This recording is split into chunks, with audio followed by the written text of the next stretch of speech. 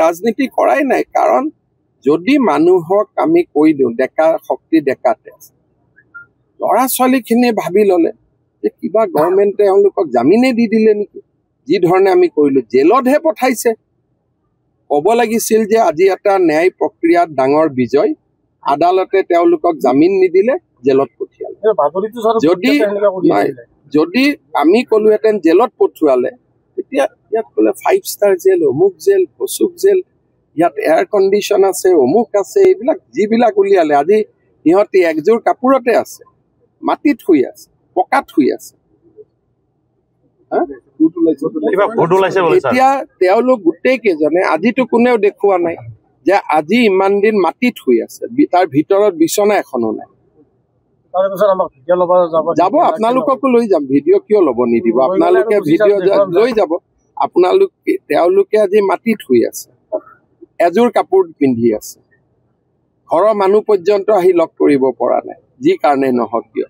গতিকে যেতিয়া সঁচা কথাখিনি আমি যদি ৰাইজক জনাওঁ যে জুবিনৰ ঘটনাৰ লগত জড়িত এজনকো আজি 16-17 দিন হৈ গ'ল আমি জামিন ল'ব দিয়া নাই পজিটিভ কথাখিনি ক'লে যুৱকসকলটো আশ্বস্ত হ'ব এতিয়া যুৱকসকলৰ মোৰ ওপৰতো খং আছে যে ন্যায় দিয়া নাই কিন্তু ন্যায় আমি যে দি আছো জামিন ল'ব দিয়া নাই এটা এটাকৈ চবক ধৰি আনিলোঁ চবে জেলত সোমাই আছে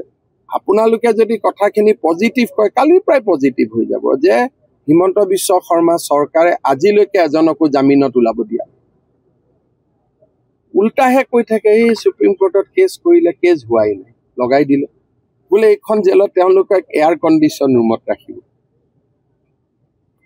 বোলে এইখন 5 ষ্টাৰ এজনে ড্ৰোনৰ পৰা ওপৰত ফটো ল'লে লৈ কৈ দিলে এইখন ৰিজৰ্ট হ'ব পাৰে নেকি কওকচোন জেলটো জেল এই নতুনকৈ জেল বনোৱাৰ কাৰণে নতুন নতুন লাগি আছে কিন্তু ৰেজৰ্ট হ'ব পাৰে নেকি জেল লকআপ ৰেজৰ্টত থাকে নেকি মইতো নিজে জেলখন চাই গৈছো আপোনালোকো মোৰ লগত আছিল এখন ৰেজৰ্ট হ'ব পাৰে নেকি বাক্সাত নানিলে বিতৰ্কিত ব্যক্তিকটো যাক 14 বছৰ কাৰাদণ্ড হ'ল ক'ত ৰাখিম অসমৰ কোনোবা এখন জিলাতেতো ৰাখিব লাগিব চেণ্ট্ৰেল জেলত থাকিলে গুৱাহাটীৰ মানুহ যদি ওলাই আহে ভগাই যোগাই ৰাখিব লাগিব নাই আদালতে কালি ধৰক শাস্তি দিলে যে জুবিন গাৰ্গৰ ঘটনাৰ লগত জড়িত শ্যাম কানু মহন্ত সিদ্ধাৰ্থ শৰ্মাক 14 বছৰ যাৱজ্জীৱন কাৰাদণ্ড দিয়া ক'ত ৰাখিব অসমৰ কোনোবা এখন জেলতেতো ৰাখিব লাগিব তাৰমানে আপোনালোকে এনেকুৱা এটা পৰিৱেশ কৰি দিব যে এওঁলোকক অসমৰ জেলত ৰাখিব নালাগে পশ্চিমবংগ জেলত গ'লে তাততো তেওঁলোকে যেনে তেনে মেনেজ কৰি ফূৰ্তিত থাকিব পাৰিব কাৰণ তাততো জুবিন গাৰ্গৰ বিষয়েতো ইমান মানুহৰ নলেজ নাই গতিকে শাস্তিটো অসমৰ মাটিতে দিব লাগিব না আৰু বাক্সাখনতো অসমৰ বাহিৰ নহয় কাৰোবাক হাফলং দিছোঁ কাৰোবাক বাক্সা দিছোঁ কাৰোবাক চিৰাং দিম কাৰোবাক নলবাৰী দিম মঙলদৈ দিম একেলগে থাকিলে আকৌ ক'ব যে ক্লাব কৰি ল'লে বুলি গোটেইকেইজনক একেলগে থকাৰ সুবিধা দিছে কিবা এটাতো যি কৰোঁ তাৰে উল্টাটো ক'ব যিটো কৰোঁ গতিকে কি কম কওক মোৰে দুৰ্ভাগ্য বুলি মই ভাবিছোঁ যে ধৰি আনিলোঁ কোনেও নকয় যে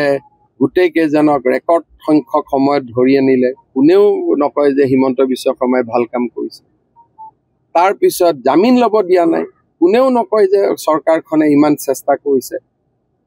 বোলে ছিংগাপুৰত যোৱা নাই অফিচাৰ গ'ল ছিংগাপুৰত সেইটোও নকয় বোলে ছিংগাপুৰৰ অসমীয়া মানুহ অহা নাই এতিয়া ৱাজিদ বোলাজনক বাদ দিটো চব আহি গ'ল